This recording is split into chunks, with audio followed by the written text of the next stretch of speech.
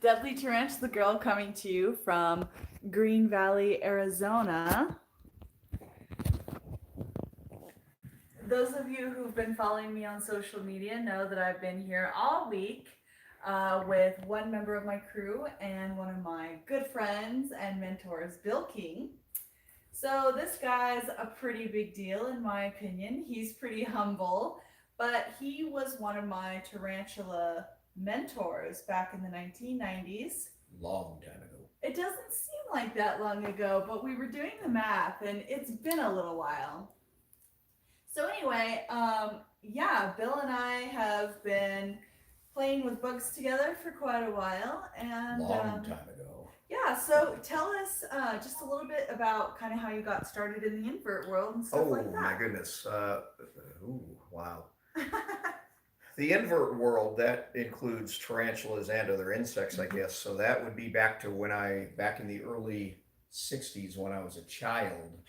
I was always interested. I lived in Ohio at the time, and there was all kinds of cool bugs hanging around out there. And I used to go out and catch butterflies with my little kitty butterfly net that mom and dad gave me. And that was the thing. My mom and dad never encouraged me per se to hunt bugs, but they never discouraged me either. So that was really neat. So thanks, Um, mom and dad. yeah, thanks, mom and dad. Uh, so I always collected bugs when I was there. I always used to see these big cocoons in the woods next door, and I never knew what they were. So I never took the opportunity to try to hatch any of those out. But I've always remembered those. So my interest in invertebrates continued on all the way up through now, Couple when I years when I'm a later. really old guy now. Um, so when I was in my, let's see, it would have been in my early, maybe late 20s or mid to late 20s, early 30s, I started getting interested in keeping and even breeding tarantulas.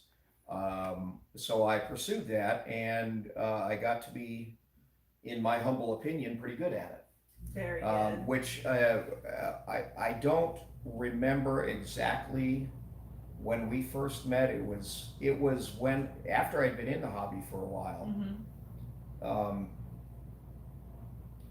and I remember I was looking around for a particular species of tarantula. At the time, it was uncommon.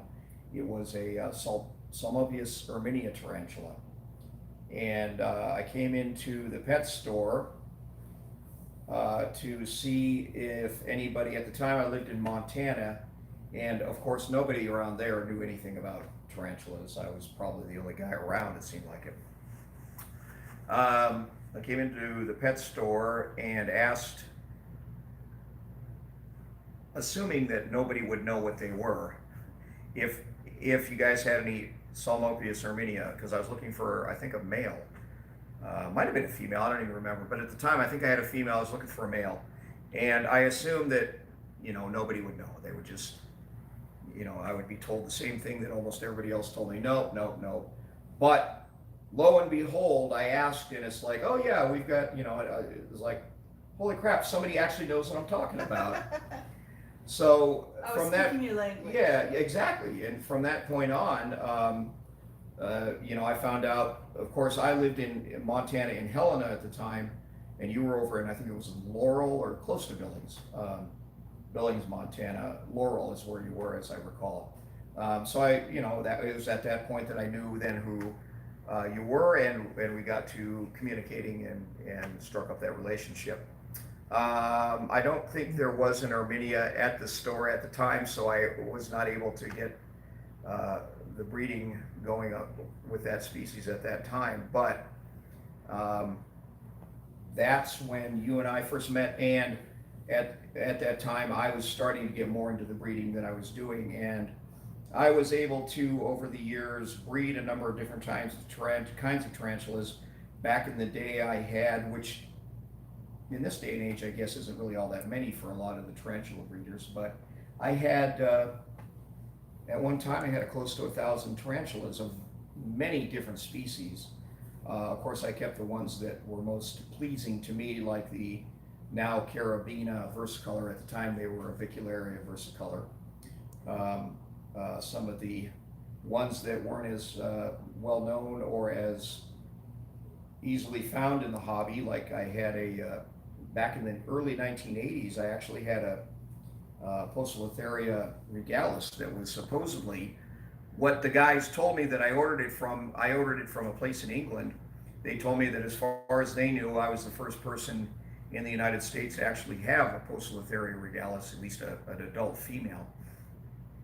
So anyways, I had all of these different tarantulas that I was keeping and breeding, and I really got into the hobby. But as time went on, I got married, I had a wife and kids, kind of got out of the hobby, and I've been out of the hobby, not totally, I still have some tarantulas, but as far as the breeding part goes, I've been pretty much out of it now for at least 15 years. But I've always maintained the interest in them. So Yeah. And so you're not keeping tons of animals that you're breeding and reproducing these days, but tell us what brought you to Arizona. Oh, well, I've always, as I was talking about earlier, I've always maintained the interest in invertebrates in general, not just tarantulas. And anybody who knows much about invertebrates knows that southeast Arizona, which is where we are, is one of the best places to collect insects, and herps, yeah, and tarantulas even. Yeah. So it was kind of everything in one. And I moved. After I retired from the job that I was doing, I moved down here within 2 months after retiring, and I've been down here for almost exactly 4 years now in Arizona. And I go out bug collecting as much as I can, and I pick up a tarantula from time to time. I know I think they just recently did a revision of the genus Aphonopelma, in which they trimmed down the number of species from 40 some that there were supposedly to 20, 26, 27 species now. I don't remember what it is, but. So did they combine some species? Oh, sure, yeah. There was a lot of species. For example, Aphonopelma chalcodes, which is the most abundant, I think, species in the state here. It's wide ranging, I know that, and most of the time around this area anyways, if you see a tarantula, it appears anyways, it's going to be a Aphonopelma chalcodes. But anyways, there's a lot of tarantulas that everybody's got their opinions. My opinion is that sometimes people, in an effort to make a name for themselves, want to name a tarantula after them, or get a new tarantula species, not necessarily named after them. Right. Because my understanding is you can't name something after yourself, but they want to be credited with finding a new species of tarantula, where in reality, and Dr. Brett Hendrickson can confirm this, I'm sure, you got the same species as somewhere else, and just because it has the particular specimen that you have has a black spot on its knee, and most of them don't, doesn't necessarily mean that it's a new species. So. And some species vary quite a bit in shade as well. Oh, sure, regional variations, you bet. And I don't know what determines that. Sometimes I think it's maybe the geology of the area. If you've got, some really red rock and red clay, red dirt, and things like that, sometimes the tarantulas tend to be a little more red in color, which I assume that they adapt to over the years. But anyways, yeah, so they pared down the Aphonopelma from however many species they thought were in the United States now down to 20 some. And it's been a while since I've read the paper, so I don't remember the exact number of species there are now. And a lot of those, I think, that were previously considered different species got grouped into chalcodes. So I guess we're going to try to breed a pair of chalcodes right now. Yeah, so this is live, as you guys know, Yeah. and I'm not at home looking at two monitors, so those of you who are watching the live, thank you. I'm so glad you're here. I can't see your chat right now, but I'm so glad that you guys are here. Know that this may not go well. Several things may happen. Anything could happen. Yeah, we may have an animal run away. We may have an animal get cannibalized. or nothing may occur at all, really. Yeah, it could be like my love life and absolutely nothing happens at all. So. Oh, Bill, I love you. All right, so let's talk really, really quick about some of the animals you've helped me find since we've been here. Okay. Well, we've been going out since what you guys got here on Saturday? Sunday. Well, I don't know. Well, it It's was all late, been late, blurred. late Saturday evening, and we've been going out doing some invertebrate collecting. We've yet to see any scolopendra, some of the big, Mhm. huge, hairy centipedes that we have, but we've managed to find some scorpions. Certainly found a bunch of different species of chalcodes, both male and female, which has been nice. We're hoping to find some more of the other species that are in Arizona, like hopefully maybe some of the palomas up north that are a real dwarf species.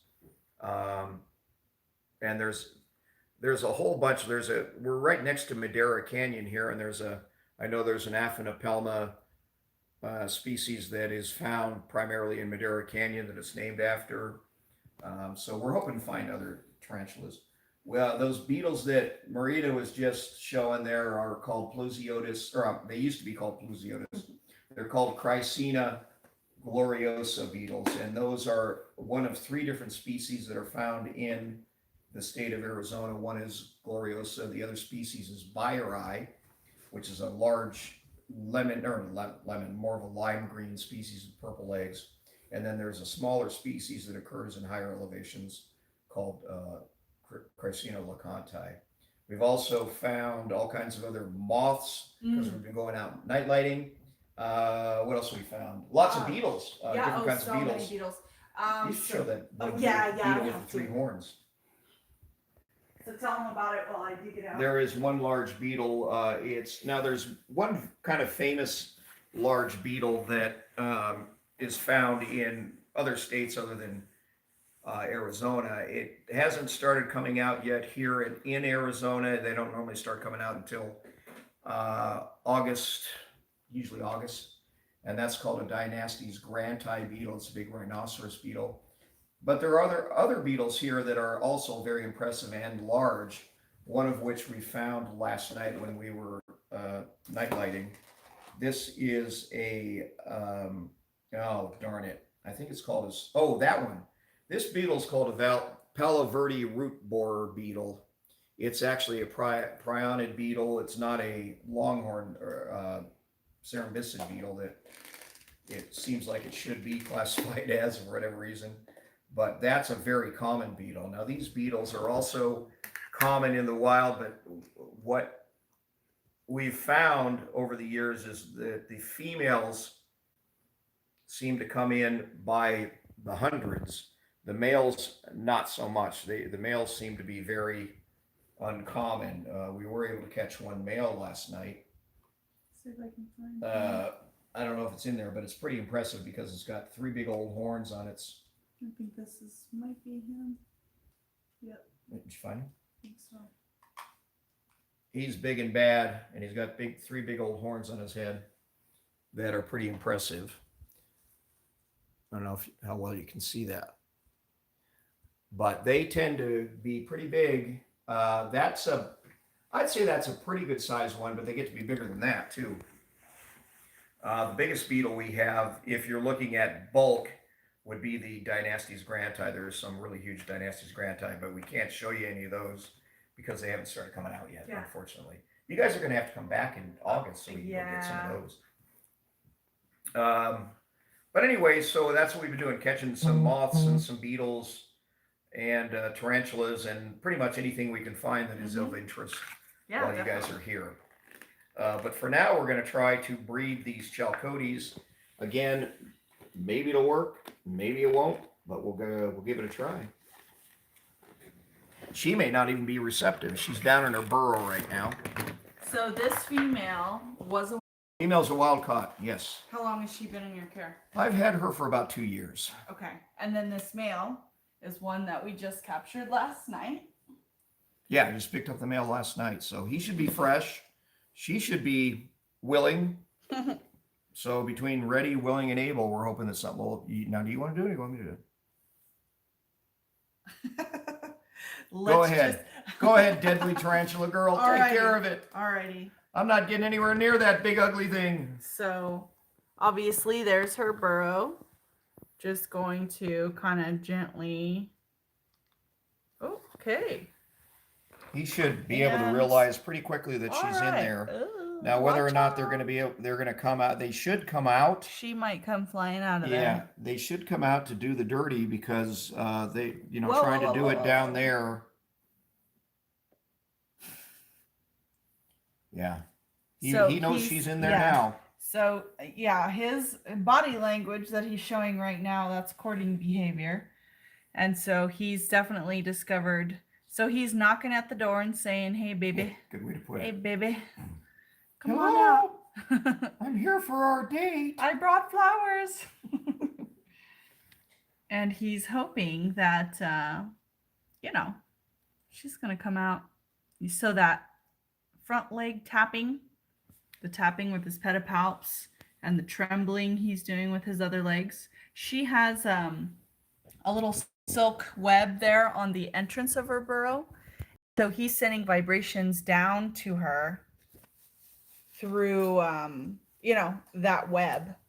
And so he's trying to communicate through a little, like a little telephone system without going down inside of there because he doesn't want to die. And I can kind of see her in her burrow at the bottom of the cage, and it looks like she's kind of sitting there like saying, "Yeah, I know you're there, but I'm not." He wants to make sure she knows that he's there. So now that I'm close to the phone, I can see that some people are here on the chat.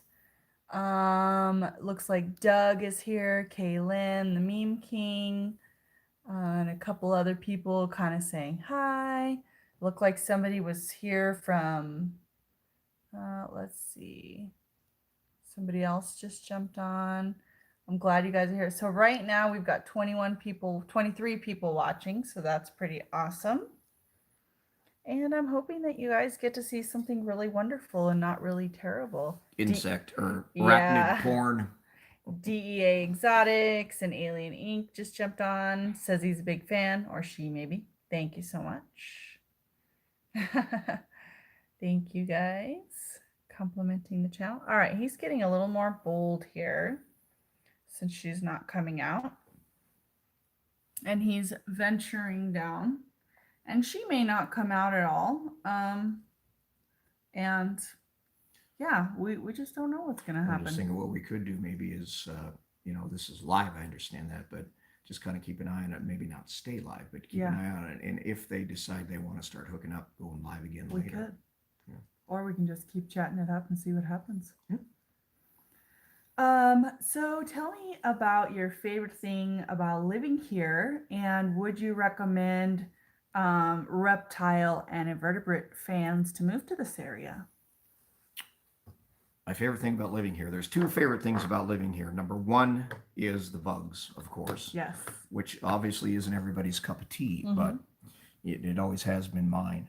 The other thing I love about living here is the weather, because we've all heard about, the 100 and some degrees weather that the Southwest seems to have here from time to time, which is true.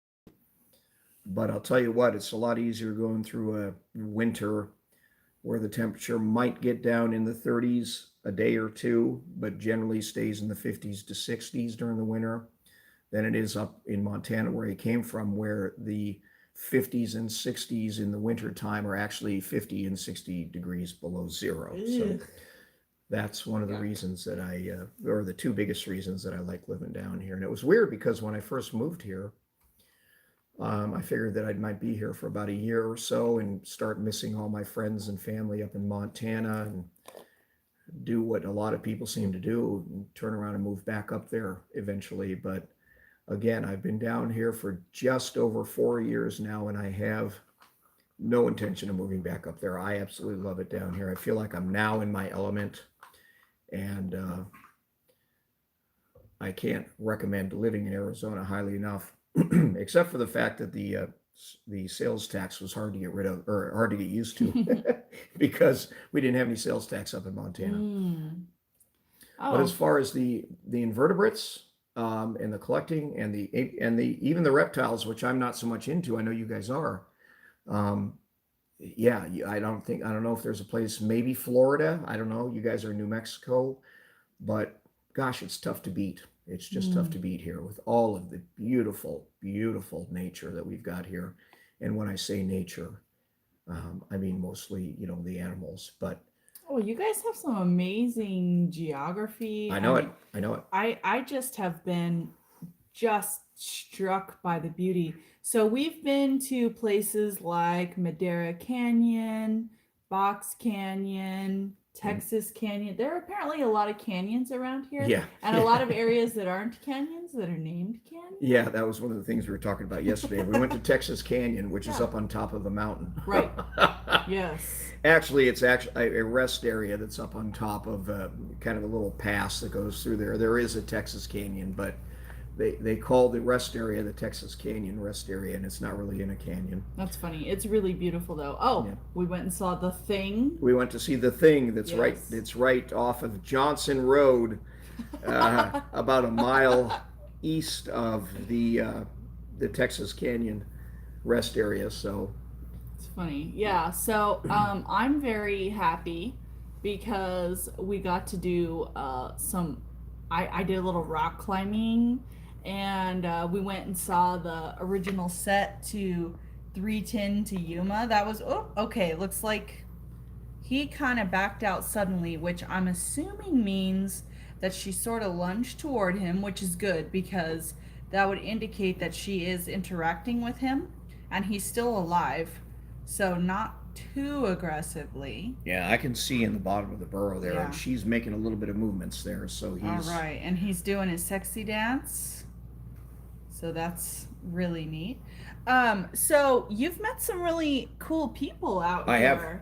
Tell us about some of your colleagues that Well, the people worth mentioning. yeah, I look at them as friends. I guess you could call them colleagues. To me, a colleague is more of a business associate, but um, yeah, I met a lot of cool people out here, and that's the thing about living in a place like this is that in Montana, where I lived for 44 years.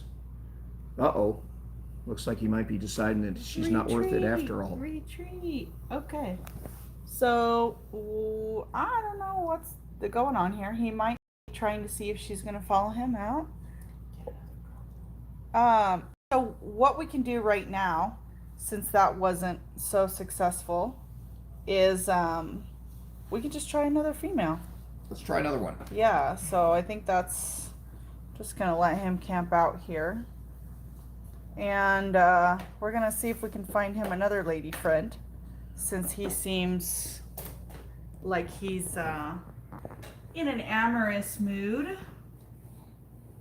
Now this container isn't nearly as big as the other one. That's why we used this other one first, but Yeah. we can certainly give that a try. All right. So here's a beautiful lady.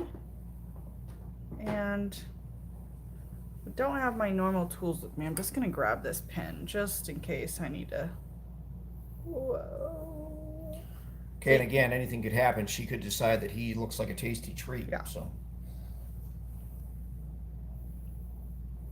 So again, he's just trembling ever so slightly, telling her exactly what he is here for.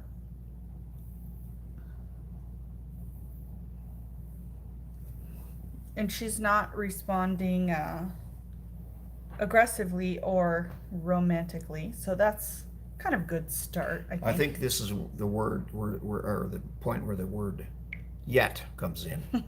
Yet. Yes. Notice I'm hovering over. Hovering lovingly. Yes. Say that 3 times real fast. Hovering lovingly. Hovering lovingly. Hovering lovingly. That wasn't literal. You were just. So, Bill, you're quite the photographer. Well, I do have a phone.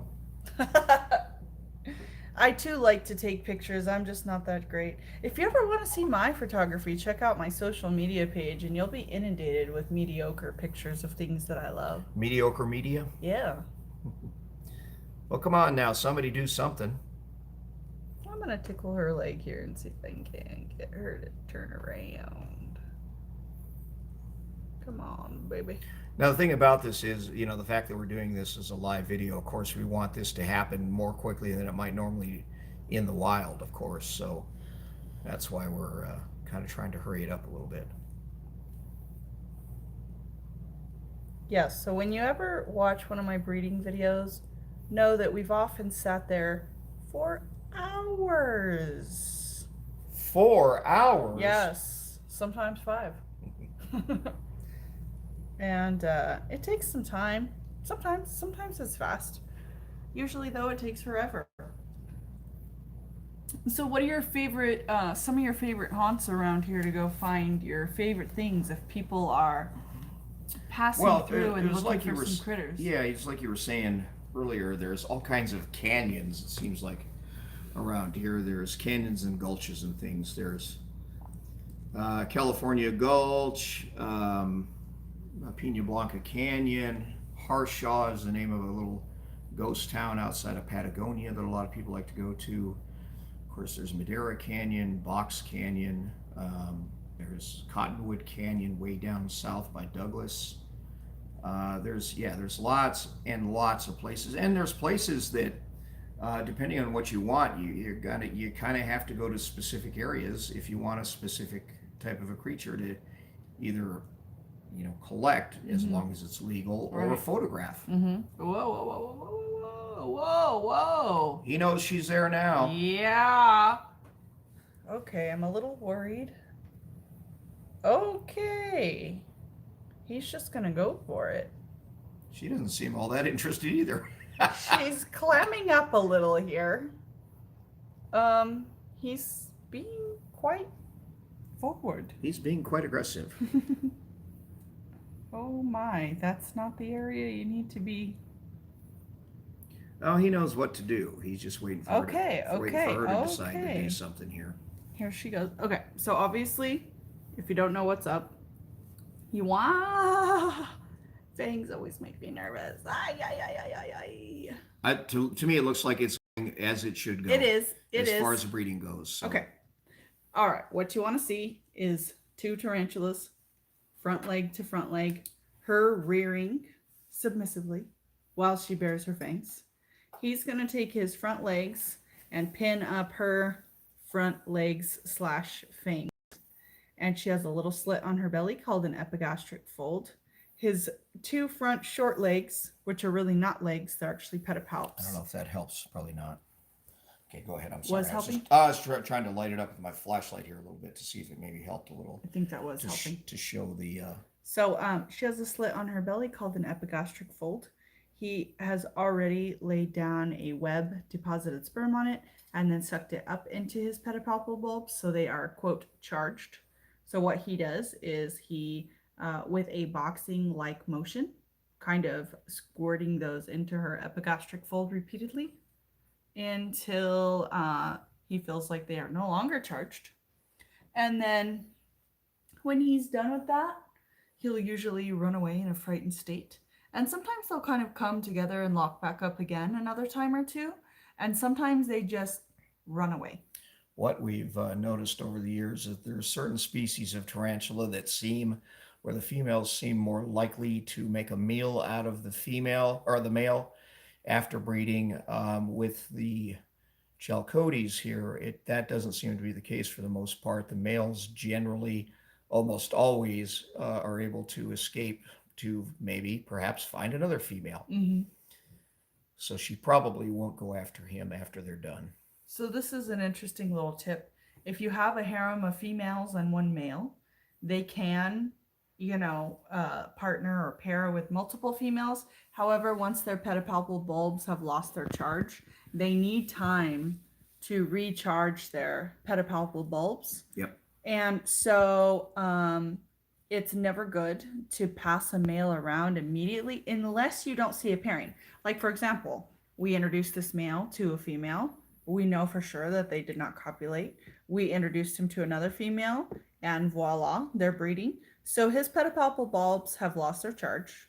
He is doesn't have any reproductive value until he is able to um, recharge his bulbs, his pedipalpal bulbs. Well, one of the things I was going to point out too is we know for sure that he is ready to breed, to mate, and the reason we know that is because he was out wandering the roads last night looking exactly for a female to breed with. Yes. So we know he's ready to go.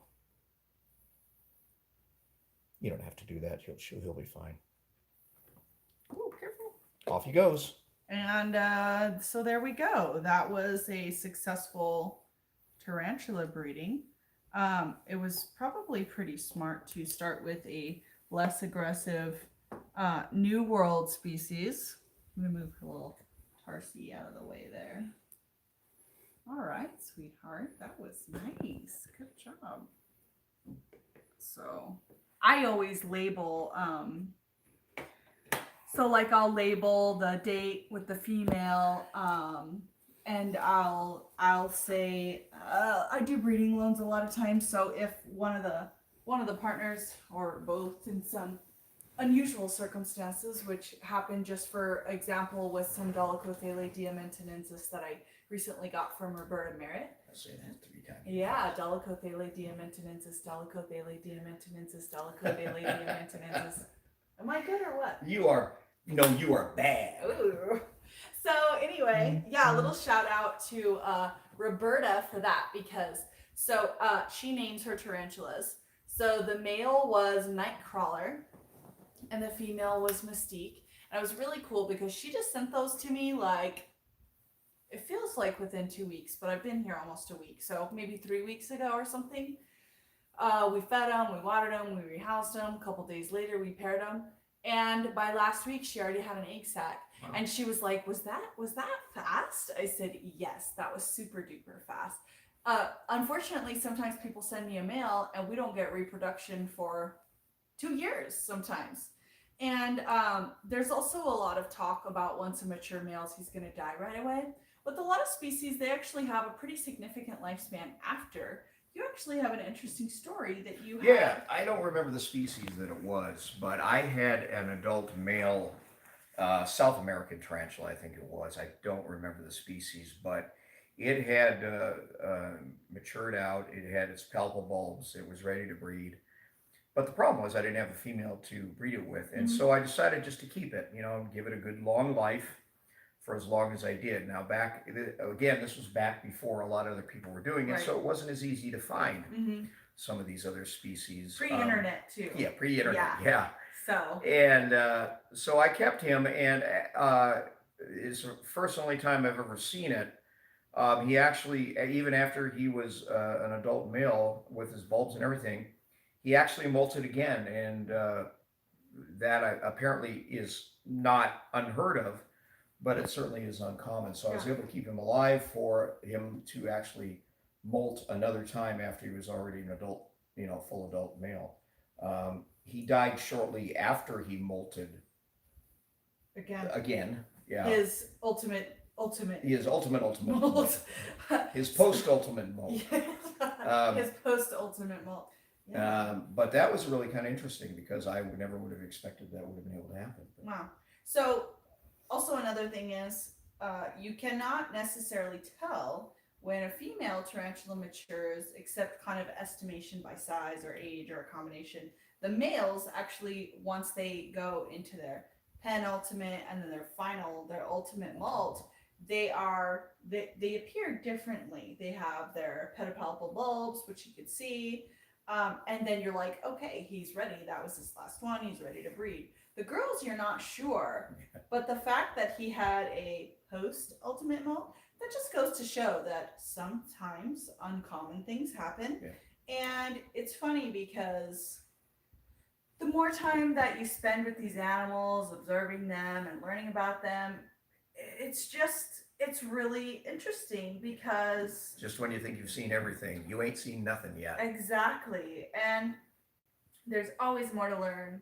people who've been keeping these animals, there's always more to learn. That's one thing. I'm an educator. I love to learn.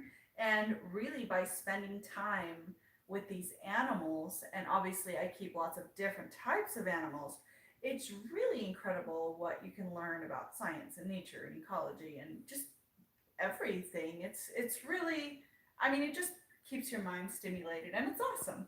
Yeah, and one of the things that I'd say to even go further on that is that there are a lot of people out there that are hobbyists, you Mm-hmm. know, and they don't consider themselves, and they aren't PhDs or doctorates in entomology or arachnology or whatever. Mm-hmm. But the both of those fields and any other field for that matter would not nearly be as advanced as it is, I think, if it weren't for the hobbyists. A I lot of the totally time. agree.